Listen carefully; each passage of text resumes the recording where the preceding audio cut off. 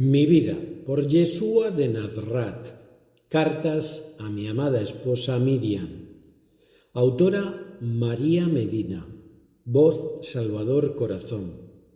Capítulo 78. Yehudá Isqueriot. Hoy quiero recordar contigo cómo era nuestro pequeño Yehudá. Miriam, ¿te acuerdas?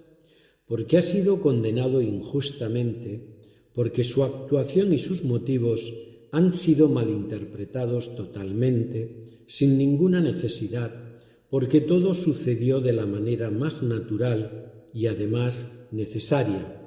Ante todo, quiero manifestarle mi inmenso amor y agradecimiento por todo lo que hizo por mí, y quiero que los hombres de ahora, al conocer mi testimonio, comiencen a cambiar el concepto tan tremendamente equivocado que tienen de uno de mis discípulos favoritos, porque era poseedor de una de las más preciosas cualidades, por la bondad de su alma.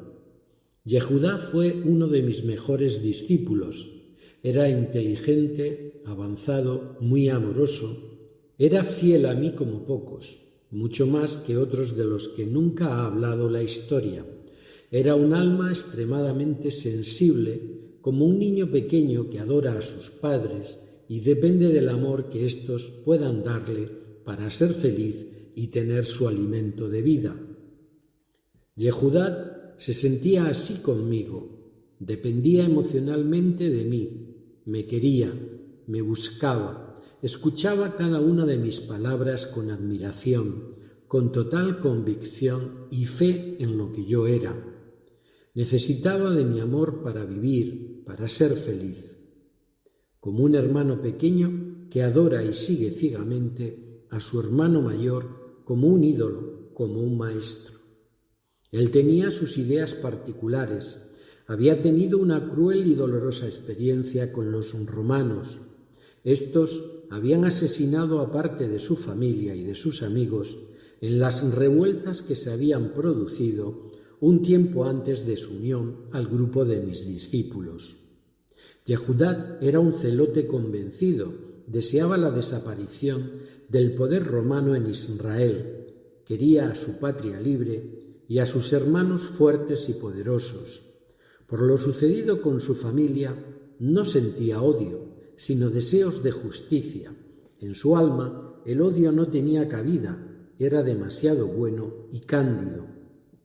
Se ha intentado y conseguido en gran parte reflejar su persona como un malvado, malintencionado, avaro, mentiroso y traidor. Nada más lejos. Si a alguien detestaba, era el poder de Roma. No era retorcido ni vengativo, únicamente era justo. Se unió a nuestro grupo buscando la paz, la protección y el amor que necesitaba, y los encontró.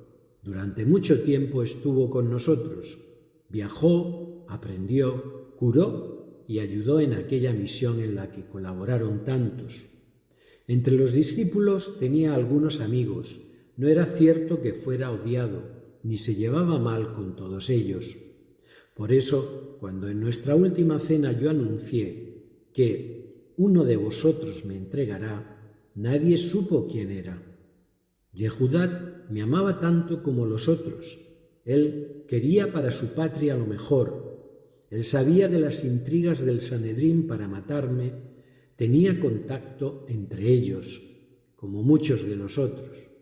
Pero sus ideas para salvar a nuestro pueblo solamente le hacían ser un revolucionario y colaborador de algunos movimientos de liberación de Israel.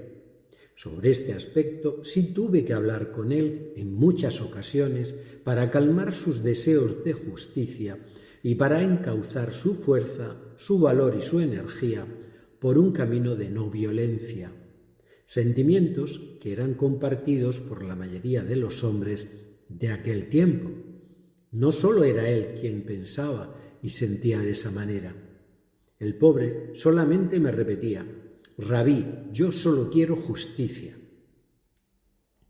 Me amaba tanto que quiso coronarme como rey de Israel en todos los sentidos, como líder espiritual que lo era, y como hombre, Su mayor deseo fue verme en el trono que ocupaba Herodes.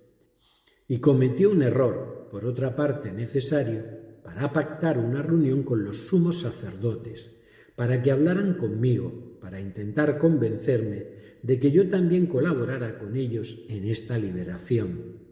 Le engañaron. No era esto lo que aquellas víboras pretendían. Su plan era matarme. Le hicieron creer que íbamos a negociar y que yo podría llegar a ocupar, con la ayuda del clero dirigente, ese puesto de líder. Él, en su deseo de darme lo mejor, tanto a mí como a su país, porque muchos creían que mi papel como libertador haría posible la expulsión de los romanos, creencia que tuve que desmentir en muchas ocasiones, mi amigo se equivocó y creyó en la buena fe del Sanedrín. Le engañaron. Nunca hubo una recompensa de 30 monedas para pagar una traición, porque Yehudá creyó que estaba colaborando para conseguir algo bueno y pactó con ellos una señal para diferenciarme de mi gemelo Tahoma y para la localización del sitio donde podríamos encontrarnos para acudir luego a la reunión secreta que aparentemente debía tener efecto. Yo sabía cómo iba a suceder todo, sabía de la necesidad de esto, pues formó parte de la voluntad del Padre, que yo acepté con plenitud, sin reservas, para cumplir el plan de redención humana. Por eso, cuando en Gesemaní Yehudá se acercó a mí y con todo el amor que sentía me dio aquel beso, lleno de complicidad y esperanza, yo le abracé y me despedí de él sin más. Sencillamente, Yehudá había cumplido su parte del trato. Nunca le pedí explícitamente que lo hiciera. Formó parte de una serie de hechos naturales y necesarios que fueron encaminados a conseguir todo lo proyectado por el Padre y por nosotros. Sí, es cierto que Él vino a la tierra para desempeñar aquel papel del que sí se le pidió consentimiento, como a cualquier alma que viene a desarrollar un trabajo y más de aquella envergadura. Fueron necesarios todos los hombres y mujeres que desempeñaron sus papeles para la consecución de la obra del Padre, papeles que fueron pactados por estas almas. Nuestra materialización de los hechos nunca estuvo plenamente escrita anteriormente, salvo algunos puntos fundamentales, porque todos pudieron desistir de continuar con sus misiones. Yo también, entre ellos. Yehudá nunca me hubiera entregado para que me hicieran el menor daño. Sencillamente se equivocó y mis enemigos utilizaron su nacionalismo y su amor para llevarle a señalarme completamente engañado. Yehudá no se suicidó después de la cruz, simplemente se fue, desapareció de aquel país. No podía soportarlo, ya desde el mismo instante de mi muerte, se convirtió en el blanco del odio de muchos, que le tacharon de traidor, de malvado demonio, y se marchó al reino de Damasco primero, a Persia después, y allí siguió escribiendo y predicando. Siempre cargó sobre sí el peso de su error, de su candidez, que le llevó a creer en la buena intención de los saduceos. A pesar de que él supo que yo me encontraba bien, que me estaba recuperando y que iba a continuar viviendo y trabajando para la humanidad, fue tal el sufrimiento que él tuvo por mi causa, que se dolió de ello toda su vida. Nunca se lo perdonó, y sí, es cierto que vivió desesperado mucho tiempo, y tuvo que soportar vivir con su sentimiento de culpa y arrepentirse continuamente de su ingenuidad. Pero conseguimos que encauzara su energía y pusiera su alma a trabajar para mí, para la obra del Padre, para conseguir el perdón, sobre todo hacia sí mismo, para purgar su tremenda equivocación. Se reprochó siempre su candidez, se arrepintió de su error y siguió adelante hasta su muerte. El tener noticias mías de vez en cuando, a través de algunas personas e incluso el poder verme, le hizo resistir los años que vivió después de los horribles días que tuvimos que pasar todos juntos en Jerusalén.